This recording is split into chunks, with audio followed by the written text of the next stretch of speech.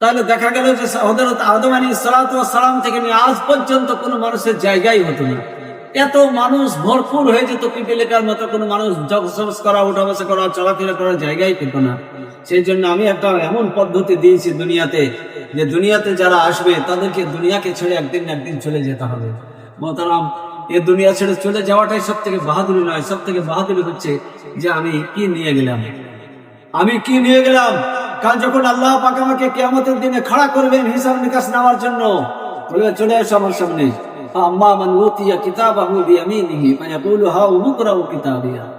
তুমি যা করেছো, তুমি যা নিয়ে এসেছো, আজকে তুমি তা নিজে পড়ে নাও। আজকে তুমি সেগুলোকে পড়ে নাও, তুমি কি নিয়ে এসেছো না নিয়ে এসেছো। এই সবটাকে তো আমি তোমাদের যাচাই করে নেব, পরীক্ষা নিরীক্ষা করে আমি দেখে নেব। ওয়াম্মা মান উতিয়া কিতাবাহু বিয়ামিনিহি ফায়াকুলু হা উমকরাউ কিতাবিয়া ইন্নী যানানতু আন্নী মুলাকিন হিসাবিয়া। তোমাদের কি ধারণা ছিল, তোমাদের কি এরকম চিন্তা ভাবনা ছিল যে তোমরা আমার সঙ্গে মোলাকাত করবে না, আমার সঙ্গে তোমাদের সাক্ষাৎ হবে না, তোমাদেরকে বিচারের পাল্লায় তোমাদেরকে খাড়া হতে হবে না কিয়ামতের দিনে? এটা কি তোমাদের ধারণাতে ছিল? আল্লাহ পাক বলছেন, যদি তোমাদের চিন্তা ভাবনা ভালো হয়ে যায়, যদি তোমাদের হিসাব নিকাশ ভালো হয়ে যায়, তাহলে ফাহুয়া ফি ইশাতির রাদিয়া, তোমাদের সুখের জীবন, শান্তির জীবন, আনন্দের জীবন, চিরকাল অনন্তকাল সুখের জীবন জিন্দেগি তোমাদেরকে আমি দিয়ে দেবো। ও আম্মা মান উতিয়া কিতাবাহু বিশিমালিহি, আর যদি তোমাদের আমলনামা ডান হাতে না এসে যদি বাম হাতে চলে আসে, আম্মা মান উতিয়া কিতাবাহু বিশিমালিহি ওয়ায়াকুলু ইয়া লাইতানি লাম উতা কিতাবিয়া। আল্লাহ পাক বলছেন, ওয়ালাম আদরি মা হিসাবিয়া। তোমরা কি জানতে না, তোমাদের কি ধারণা ছিল না, তোমরা কি মোটেই বুঝতে পেরেছিলে না যে কি বলে তোমাদের এই হিসাব নিকাশ হবে, তোমাদেরকে হিসাব নিকাশ দিতে হবে। অতঃপর যারা হিসাব নিকাশ দিতে পারবে না, যাদের হিসাব নিকাশ একেবারে খারাপের দিকে চলে গেল, কোন রকমের কোন রেজাল্ট নেই, কোন রকমের আল্লাহর খেয়াল নেই, কোন রকমের আল্লাহর হুকুম তার জিন্দেগিতে নেই, নামাজ নেই, রোজা নেই, হজ নেই, যাকাত নেই, কালেমা নেই, কিচ্ছু নেই, তাদের জন্য বলছে খুযুহু ফাগুল্লুহু সুম্মা জাহিমা সাল্লু। বলছে ধরো, পাকড়াও করো, গিরফ করো, আর এদের পায়ে হাতে দড়ি বেঁধে এদেরকে টানতে টানতে নিয়ে গিয়ে জাহান্নামের আগুনের মধ্যে তোমাদেরকে ফেলে দাও, এদেরকে ফেলে দাও। যেহেতু এদেরকে জাহান্নামের আগুনে ফেলে দাও, এখন তারা বুঝতে পারবে যে জাহান্নামের আগুনের কি ভয়াবহ, কি ভয়াবহতা, আজকে আগুনের কি শাস্তি, এটা তারা বুঝতে পারবে। আজ তারা বুঝতে পারবে যে জাহান্নাম কি জিনিস, আখিরাত কি জিনিস, আজকে তাদের বোঝা আসবে, চিন্তা ভাবনা। এই জন্য মুহতারাম হাজরিন, আজকে আল্লাহ পাক আমাদেরকে এত সুন্দর একটা জীবন দিয়েছেন। আজকে দুনিয়ার সব জিনিস আমরা বুঝে নিলাম। হ্যাঁ, আজকে আমাদের জীবনে, আমাদের জিন্দগিতে আমরা সব জিনিস বুঝে নিলাম যে কোনটা ভালো মন্দ, দুনিয়ার ব্যাপারে সবটাকে আমরা বুঝে নিয়েছি, চিন্তা ভাবনা করে নিয়েছি।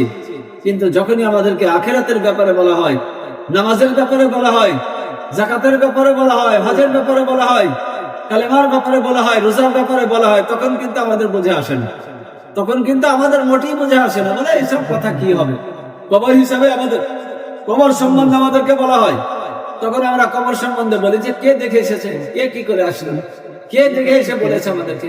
মোহতারাম হাজরিন, সব কথাগুলো হচ্ছে কুফরি কথা, এগুলো হচ্ছে শিরকানা কথা। এসব কথা একদম মোটেই মুখ দিয়ে উচ্চারণ করতে নাই। হুজুরে পাক সাল্লাল্লাহু আলাইহি ওয়াসাল্লাম নিজে জান্নাত আর জাহান্নাম আর ইত্যাদির সমস্ত হালাতকে দেখে এসেছেন, আর সমস্ত পরিস্থিতি, সমস্ত অবস্থাকে দেখে আসার পরে আল্লাহ পাক কি করেছেন, আল্লাহ পাক নবীকে দিয়ে, আল্লাহ পাক নবীদেরকে দিয়ে মানুষের জন্য, মানুষের হেদায়েতের জন্য, মানুষকে জাহান্নামের আগুন থেকে বাঁচানোর জন্য সমস্ত পরিস্থিতি, সমস্ত হালাত মানুষের সামনে তুলে ধরেছেন।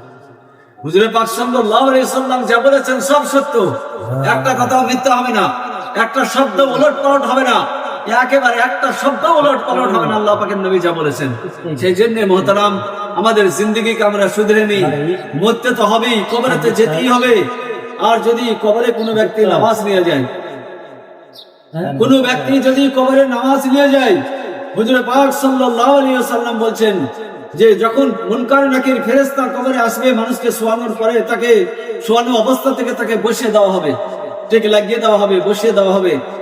আর বসিয়ে দেওয়ার পরে যখন আল্লাহর ফেরেশতারা জিজ্ঞাসা করবে মার রব্বুকা মা দীনুকা মান নবিয়ুকা, তোমার রব কে, তোমার দ্বীন কি, তোমার নবী কে, তিনটে প্রশ্ন যখন আল্লাহ পাকের ফেরেশতারা জিজ্ঞাসা করবে, যদি তাদের প্রশ্ন সঠিক হয়ে যায়, ওই নামাজি ব্যক্তি যাকে কবরে শোয়ানো হয়েছে, 5 ওয়াক্ত নামাজ নিয়ে দুনিয়া থেকে গিয়েছে, প্রত্যেকটা হালাতে, প্রত্যেকটা অবস্থাতে, চাই সুখে হোক দুঃখে হোক, অসুখে হোক বিসুখে হোক, সর্বহালাতে সে 5 ওয়াক্ত নামাজকে আদায় করেছে।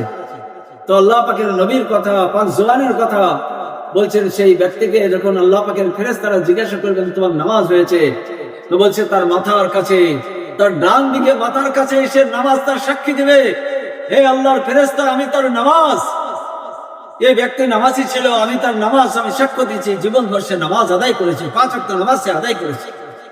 আল্লাহ পাক ফেরেশতাকে বলবেন, হে ফেরেশতা মণ্ডলী, এই ব্যক্তিটাকে দ্বিতীয়বার কোনো প্রশ্ন করো না, এই প্রশ্নের উত্তর হয়ে গেছে। এই ব্যক্তিটাকে বলো মুত, মানে মুত নাই, নোম, এই ব্যক্তি তুমি শুয়ে পড়ো, ঘুমিয়ে পড়ো। ওই ব্যক্তি যখন ঘুমিয়ে পড়বে, শুয়ে পড়বে, আর বলছে একেবারে কিয়ামতের দিনে তার ঘুম ভাঙবে। আল্লাহ পাক জিজ্ঞাসা করলেন, হে আল্লাহর বান্দা, তুমি তো কিয়ামতের দিনে উঠলে, এই কিয়ামতের দিনে যে তুমি উঠলে, তো কবরে কতক্ষণ তুমি শুয়েছিলে কবরে? আল্লাহর ওই বান্দা উত্তর দিবে, নামাজি বান্দা উত্তর দিবে, ইমানদার বান্দা উত্তর দিবে, আল্লাহ মনে হচ্ছে না 8 দিন কিংবা 1 দিন আমি কবরে শুয়েছিলাম, ইয়াউমিন আও বা'দা ইয়াউমিন, আমি মনে হচ্ছে যেন 1 দিন কিংবা 1 দিনের কিছু কম সময় আমি শুয়েছিলাম, কবরে শুয়েছিলাম। দেখা যাবে হাজার হাজার বছর, লক্ষ লক্ষ বছর, কোটি কোটি বছর পার হয়ে গেছে। কি বলে, সামনে বছর কোটি কোটি বছর, লক্ষ লক্ষ বছর তার পার হয়ে গেছে কবরে শুয়ে শুয়ে থেকে। কিন্তু দেখা গেল যে সেই ব্যক্তিটা বলছে কি 8 দিন কিংবা 1 দিন আমি শুয়ে আছি। আর কিয়ামতের দিনে আল্লাহ পাক বলছেন, আল্লাহ পাকের নবী বলেছেন যে সেই নামাজি ব্যক্তি যখন ঘুম থেকে উঠবে, আল্লাহ পাক ডেকে বলবেন, দেখো ডান হাতে তোমার আমলনামা নিয়ে নাও, নাও তোমার আমলনামা নিয়ে নাও। আর আমলনামা যখন তার ডান হাতে চলে আসবে, আল্লাহ পাক বলবেন একে বিনা হিসাবে জান্নাতে নিয়ে ঢুকিয়ে দাও, জান্নাতে নিয়ে চলে যাও, যাও। কেন? বলছে যে নামাজ হয়ে গেল জিন্দগিতে, 5 ওয়াক্ত নামাজ হয়ে গেল, বলছে তার সার্টিফিকেট হয়ে গেল জান্নাতে যাওয়া। 5 ওয়াক্ত নামাজ পড়া, বলছে তার সার্টিফিকেট হয়ে গেল, বিনা হিসাবে আল্লাহ পাক তাকে জান্নাত দিয়ে দেবে, বিনা হিসাবে তাকে জান্নাতে ঢুকিয়ে দেওয়া হবে।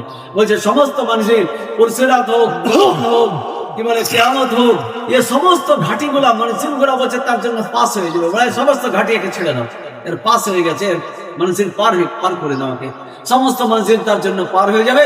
আর বিনা হিসাবে আল্লাহ বলবেন একে জান্নাতে দিয়ে দাও, ডান হাতের সার্টিফিকেট দিয়ে দাও। যারা আজকে আমরা নামাজ পড়ছি না, যারা আজকে আমরা নামাজের ধারে কাছে যাচ্ছি না, কিন্তু তাদের জন্য খুব খাতরা, চাই বোঝা আসুক কি মনে আসুক, খুব খাতরা। কিরকম খাতরা? হুজুর পাক সাল্লাল্লাহু আলাইহি সাল্লাম বলেছেন যে কবরে তুমি যাবা, আর কবরে যাওয়া মাত্র তোমার কবরে ঢুকিয়ে দেওয়া হবে কি, এক পাঁজরের হাড় আর একটা পাঁজরের মধ্যে ঢুকিয়ে দেওয়া হবে। কবরের 2 পাশের মাটি তোমাকে এমন ভাবে চেপে ধরবে, একটা পাঁজরের হাড় আর একটা পাঁজরে প্রবেশ করে যাবে। বাপরে মারে চিৎকার করবে, বাঁচাও বাঁচাও চিৎকার করবে, বলছে কেউ বাঁচানো বলা থাকবে। দুনিয়ার কোন মানুষ তার আওয়াজ শুনতে পাবে না, জিন আর ইনসান বাতিনিকে সমস্ত মখলুক তার আওয়াজকে শুনতে পাবে, কিন্তু বলছে তাদের আওয়াজ শোনার কোনো কাজ নেই, তাদের আওয়াজ শোনার কোনো কাজ নেই। সাহাবারা জিজ্ঞাসা করলেন, হে আল্লাহর রাসূল, মানুষদেরকে কেন শোনানো হবে না এই আওয়াজ? বলে দেখো হে আমার সাহাবারা, যদি আজকে মানুষদেরকে আওয়াজ শোনানো হতো বাঁচাও বাঁচাও চিৎকার করা, তাহলে মানুষ কাপন দাপন করা ত্যাগ করে ছেড়ে দিত, কাপন দাপন করতো না, কবরের কাছেই যেত না। এখন তবুও যতটুকু কাছে যায় কাপন দাপন করে। বলছে এদেরকে আওয়াজ যদি শুনিয়ে দেওয়া হয়তো, এর চিৎকার, এর ভয়ানক আওয়াজ যদি তাদেরকে দেখে দেওয়া হয়তো, এ মানে কবরের যে দৃশ্য, এটা যদি মানুষদেরকে দেখে দেওয়া হয়তো, কোনো মানুষ কবরের কাছে নিকটে যেত না, দাপন কাপন করতো না, এমনি কুকুর শিয়ালের মতো রাস্তায় ফেলে রাখতো, তেমনি শেষ হয়ে যায় যাক মানে। তো সেই জন্য আমাদেরকে শোনানো হয় না। ব্যতিরিকে দুনিয়াতে যত মখলুক আছে তারা সে আওয়াজকে শুনতে পায়, কিন্তু তাদের শোনাতে কোনো কাজ নেই। তারপরে আবার বলছেন যে সেই কবরে 90 থেকে 99টা সাপ তার পাঠিয়ে দেওয়া হবে, এক একটা সাপ একবার দংশন করবে, কিয়ামত পর্যন্ত বিষ থাকবে। আল্লাহ পাকের নবী বলছেন সেই সাপ কত বিষাক্ত হবে জানো তোমরা? বলছে সেই সাপ যদি একবার শুধু জমিনে নিঃশ্বাস ফেলে দেয়, কিছু করতে হবে না, একবার শুধু যদি নিঃশ্বাস ফেলে দেয়, কিয়ামত পর্যন্ত সেই জায়গাটাতে ঘাস উঠবে না। কত বিষাক্ত সে সাপের নিঃশ্বাসটা হবে, সেই জায়গাতে ঘাস উঠবে না। আর আল্লাহ পাকের নবী বলছেন সেই সাপগুলা বলবে সেই ব্যক্তিকে, সে বেনামাজি ব্যক্তিকে বলবে, বেঈমান ব্যক্তিকে বলবে যে আল্লাহ পাক তোমাদের জন্য, তোমাকে দংশন করার জন্য আমাদেরকে কিয়ামত পর্যন্ত নিযুক্ত করে দেবেন। এই কিয়ামত পর্যন্ত একের পর এক দংশন করতে হবে। সেই জন্য মহতারাম, প্রত্যেকটা মানুষের জিন্দগিতে আগে নামাজ আসতে হবে। ইমানের পরে, কালেমার পরে সর্বপ্রথম আগে নামাজ আনতে হবে 5 ওয়াক্ত। আর নামাজ পড়তে গেলে না তোমার পয়সা লাগে, না ভালো কাপড় লাগে, না কিছু লাগবে, কিচ্ছু লাগবে না। তুমি যে হালাতে থাকবে অসুখ হয়ে আছো, দেখো কত সুব্যবস্থা, দেখো আল্লাহ পাক দিয়েছেন, আল্লাহ পাকের নবী দিয়েছেন। মানে তুমি দাঁড়িয়ে নামাজ পড়তে পারছো না, বসে পড়ো। তুমি বসে নামাজ পড়তে পারছো না, শুয়ে পড়ো। শুয়ে নামাজ পড়তে পারছো না, রুকু সেজদা করতে পারছো না, ইশারা করে নামাজ পড়ো। এর থেকে আল্লাহ পাক কত ছুটি দিবেন বলো? কিন্তু বলছে নামাজ বাদ দিও না, কোনো হালাতে নামাজ বাদ দিও না। আজকে যারা বেনামাজি হয়ে কবরে চলে যাচ্ছে, তাদের কি পরিস্থিতি? আল্লাহ পাকের নবীর কথা, আল্লাহ পাকের কথা, তাদের কি পরিস্থিতি? আল্লাহ পাক নিজেই কোরআনে বলেছেন, আলহাকুমুত তাকাসুর হাত্তা যুরতুমুল মাকাবির। যখন তোমাদের সাক্ষাৎ কবরের সঙ্গে হবে, তখন তোমরা বুঝতে পারবে যে কি হালাত, কি পরিস্থিতি মানুষের সঙ্গে, কি দুর্ব্যবহার তাদের সঙ্গে করা হচ্ছে। একবার দর্শন করলে পারে কিয়ামত পর্যন্ত তার বিষ থাকবে। আর বলছে যে এমন মার দেওয়া হবে যে 70 গজ পর্যন্ত মাটির তলে তারা ঢুকে যাবে। এত বিষাক্ত, এত মারাত্মক আযাব শাস্তি আজকে বেনামাজিদের জন্য আল্লাহ পাক নিযুক্ত করে রেখেছেন। সেই জন্য মুহতারাম হাজিরিন, মানুষ সবাই মরবো, আমরাও মরবো, আমাদের সামনে অনেকেই চলে গেল, আমরাও কবরে চলে যাব। বাপ চাচারাও চলে গেছেন, বাপ দাদারাও চলে গেছেন, আমরাও একদিন না একদিন চলে যাব। তো বুদ্ধিমান তো সেই ব্যক্তি হবে, জ্ঞানী সেই ব্যক্তিকেই বলা হবে যে কবরে যাওয়ার আগে আগে কবরের প্রস্তুতি নেয়, কিয়ামতের প্রস্তুতি নেয়, জাহান্নাম থেকে বাঁচার প্রস্তুতি নেয়, সেই হচ্ছে সব থেকে জ্ঞানী মানুষ। আর যারা এ দুনিয়াতে বেঁচে থাকতে থাকতে মরণের পরের হিসাব নিকাশ করে না, মরণের পরের চিন্তা ভাবনা করে না, কবরের চিন্তা ভাবনা করে না, আখিরাতের চিন্তা ভাবনা করে না, হাসর নাসরের চিন্তা ভাবনা করে না, মিজান পুলসিরাতের চিন্তা ভাবনা করে না, জাহান্নামের কথা মাথায় চিন্তা ভাবনা আনে না, তাদেরকে বুদ্ধিমান বলা হবে না, তাদেরকে বরং বলা হবে জাহিল।